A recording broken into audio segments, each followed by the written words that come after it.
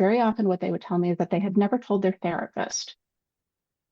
They were in therapy, but they hadn't told their therapist because they were afraid of being treated differently by their therapist Wow. and not getting the care they needed in general because of that one event. Hey, everybody, I'm Greg Barry, and this is UAB Green and Told. Today's story begins in a place where trust changes what gets said.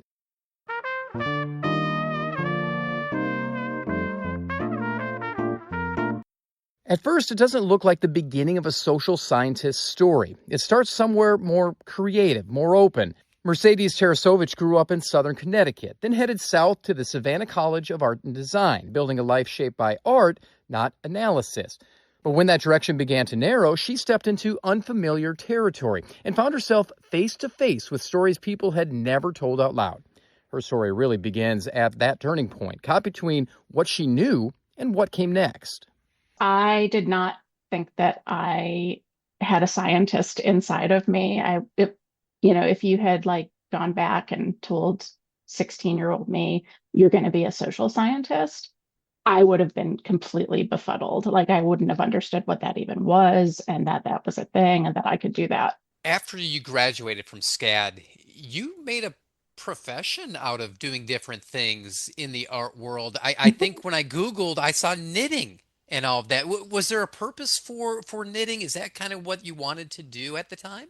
I wasn't sure where I was going to end up. I was, putting art in galleries, and my major was textile arts.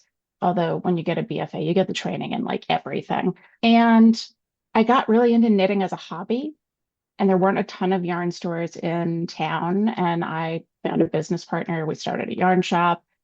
I was looking at these knitting patterns and I was like, I think I could do that. If you edit a knitting pattern to make modifications for yourself, eventually you realize like you could do the whole thing from scratch, which is a combination of design and design thinking and a lot of math and technical writing, which I didn't know enough to be scared of it. So I just kind of like dove in. But if you design a dynamic pattern, you're designing it for a wide range of bodies, anything from like a women's extra small to a women's 6X. And you have to get the math right for all of those different sizes, including like calculations of how much yarn it's going to take, things like that. So it was this combination of creative but technical. And then eventually that industry just started to shift. It was getting harder to have that be a viable full-time job. And that's when I ended up going back to school. I went back and got another bachelor's degree in sociology with a focus in social psychology, and then ended up in the graduate program for medical sociology. So how did you end up in Alabama in the first place? Here you are, Northeast, down to Yeah, Savannah, across a full state to central Alabama. I fell in love with a boy who is now my ex-husband. So, and so that relationship ended, but my relationship with Alabama did not end. So you chose to go back to school. Did you have a clue what you wanted that second undergraduate degree to be? I really wanted a foundation, like a degree that would serve as a foundation for what I referred to as like a straight job, not freelance design, something where, I would go work for someone instead of being self-employed. And social sciences, like sociology, is an incredibly versatile degree. The internet is full of lists of famous people and influential people that have sociology degrees. I mean, it covers a lot of ground. And I think it does give people a good foundation in understanding the world we live in a little bit better, which is a good head start, to go into a lot of different types of work. What was it like? Because here you are as a quote unquote non-traditional student going back and changing gears. What were classes like? How accepting were the students, the faculty, staff? Faculty was always accepting. They had a broad range of people in their classes, Yeah. everything from, people coming to college earlier than traditional age. Some of them might be like 16, 17, vets returning, and coming back to school. So they might be in their like 30s or even 40s. One woman who was in one of my classes who was in her 70s. So it was a mix. And then I had one of my friends in my undergrad classes in sociology that would be, she was 25. And she was like, yeah, I'm here. It took me a while to get back to school. I'm so old. I'm like, okay, yeah, that's fine. That good for you. You're so old. Little did she know, like she had so much time ahead of her. But yeah, it was an interesting mix. At first, it was a little odd because, yeah, I was older than some of the other students. Yeah. Not all, like I said, but you get used to it eventually. I mean, you're all working on the same stuff, you're studying for the same exams, you're helping each other study for the same exams, checking on each other, explaining concepts that someone doesn't get, and vice versa. So, yeah, I don't think that it's as big a stumbling block as people make it out to be mentally once you're actually in it. And I think non-traditional students, students that come back in later, a lot of times make the best students. Like they are gung ho, they're usually paying their own way and taking it very seriously. They have like solid goals built on whatever experience they brought with them. So, which is not to say that traditional students don't necessarily, but that was what I saw from other non-traditional students. Your two undergraduate degrees, your two bachelor's degrees are completely different. Did you have a different approach to each one, considering they are not similar? I would say probably yes. And I was doing a lot of studio art when I had the bachelor's in fine arts. So a lot of studio classes, which means you're like in a studio space for 2.5 hours at a time, learning a new technique, doing that. Eventually, when you get towards the end, when you're like junior, senior, they give you a studio space where you can work any time of day. And then a lot of art history lectures, and those are also 2.5 hours long. Those, I mean, I was pretty logical, linear about how I thought about art history and taking notes and, making sure I understood the concepts behind things. A lot of that still applied when I came back to school.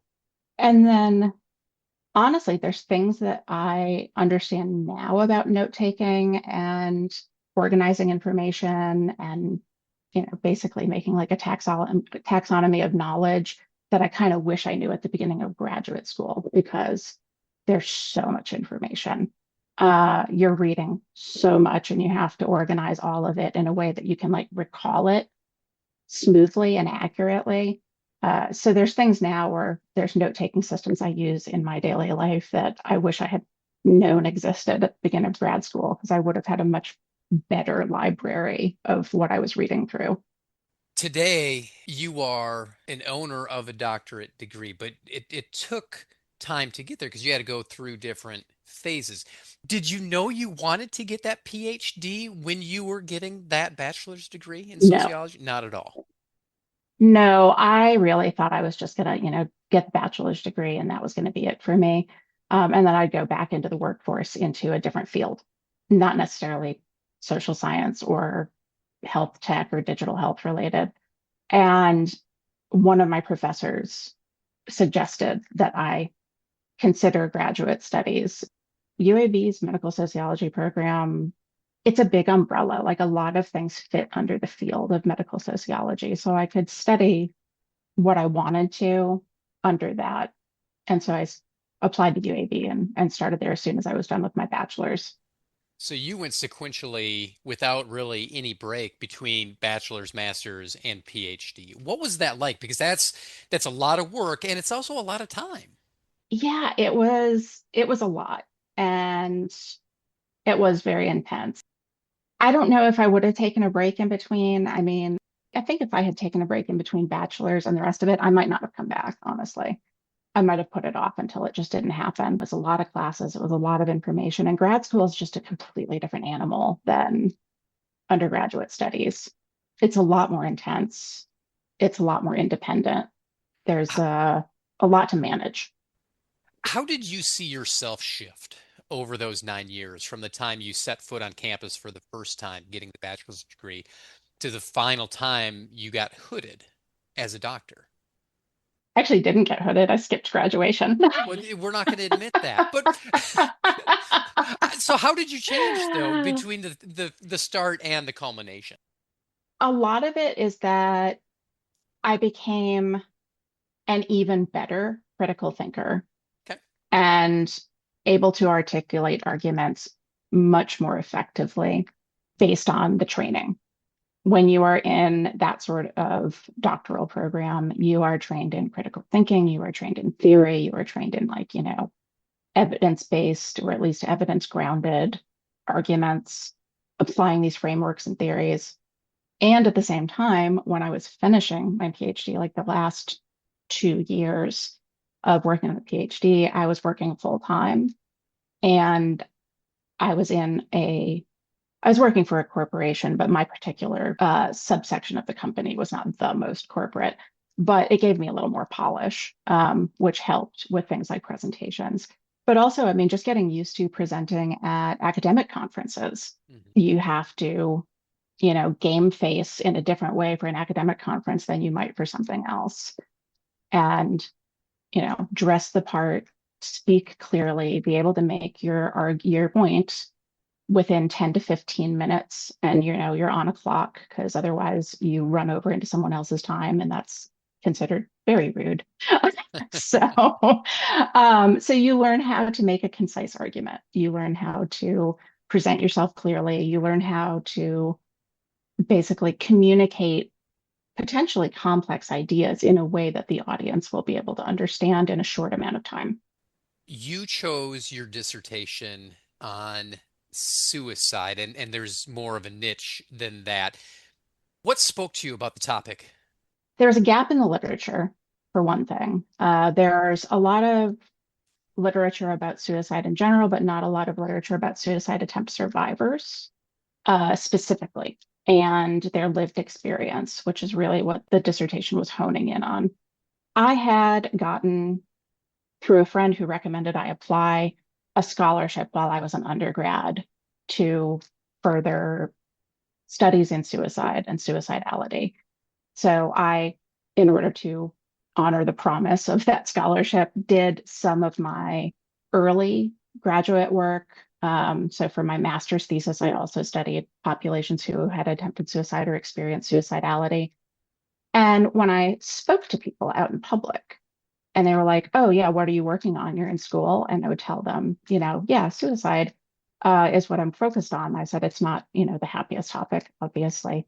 An astonishing amount of people, strangers, and also some people I knew, would admit that they had experienced suicidality, they had had a suicide attempt or came close to it, and that they had told very few people. And very often what they would tell me is that they had never told their therapist. They were in therapy, but they hadn't told their therapist because they were afraid of being treated differently by their therapist. Wow. And not getting the care they needed in general because of that one event. And I was like, I've heard it from enough people to where I was like, that's enough of a pattern to make it worth digging into. And so it was a tough population to recruit. Recruitment took a very long time. Getting through IRB took 6 months. Wow. Like, I had to call in a researcher who specializes in suicide research from the University of Indiana, and have her basically write me a note and say, like, this person has designed an appropriate study. This is not going to cause harm. Because even the IRB was afraid that asking questions about suicide attempts and lived experience was going to trigger suicidal thoughts, when the actual evidence is that it's the opposite. By connecting with people and listening to them and understanding their experience, you're engaging them socially and empathetically, which makes them feel understood and accepted, which is the opposite of what leads to suicide. Usually is things like isolation and being, at least feeling socially isolated. So by talking with people about this, a lot of times it was the first time they had spoken to someone at length about it. Some of the sessions were super intense. Some people had literally never had mental health care for it, or very little. Others, if they changed therapists, they just wouldn't tell their new therapist because of an experience they had with their old therapist. Wow. Which is not to knock on therapists. Some of this is perceived stigma, and some of it is the training that people get in dealing with suicide attempts and suicidality. Some of it is, reporting obligations. But not everybody got the best healthcare experiences. Some of them got amazing healthcare experiences. It ran the gamut. And so that's what I was looking at was like, recipes of factors that led to unmet need, recipes of factors that led to met need, and sort of in between on a spectrum, partially met need. And the stories people told and what they were filling out on surveys was a broad spectrum. Why do you feel you were successful in breaking down some of those barriers where these individuals wouldn't tell anybody else, including their therapist? I made it really clear what I wanted to talk to them about. There was no bait and switch of, Okay. we're talking about mental health. Tell me about your suicide attempt. It wasn't overly intense, like in the approach. It was very like, if you're interested, if you're available, would you mind sitting down? It'll take about 45 minutes. The way I had originally designed it was going to be in person as much as I could, but realistically, because of COVID coming when it did, everything was by Zoom, which ended up being better because I had a broader pool of participants Sure. able to, log in from across the country. I kept it to the US. And I would just start with, icebreakers. Tell me what an average day looks like for you. Tell me about your family. What's your family look like? I would say 8 times out of 10, that family question led into childhood experiences, teenage experiences, early adult experiences, and then they would just sort of launch and they would, without me having to even ask, start going into the topic. A lot of times, I have for any semi-structured interview, you have an interview guide, you have, prompts that you're expecting to use, but you don't always use all of them. A lot of times the person being interviewed volunteers a lot of the information that you would have asked because it's just part of their personal narrative. Yeah. And so we would have these sessions. They ran anything from 20 minutes to like the longest one I had was 2 hours. That person had not had therapy, had not unpacked this at length ever. And they were working in mental health themselves. But it's being non-judgmental. Somebody could be telling you something that's honestly horrible, absolutely horrible. It was the worst, one of the worst days of their lives, if not the worst day of their life. And you can't judge. You can't make a face or make a noise or change your tone of voice in reaction to how they experienced life.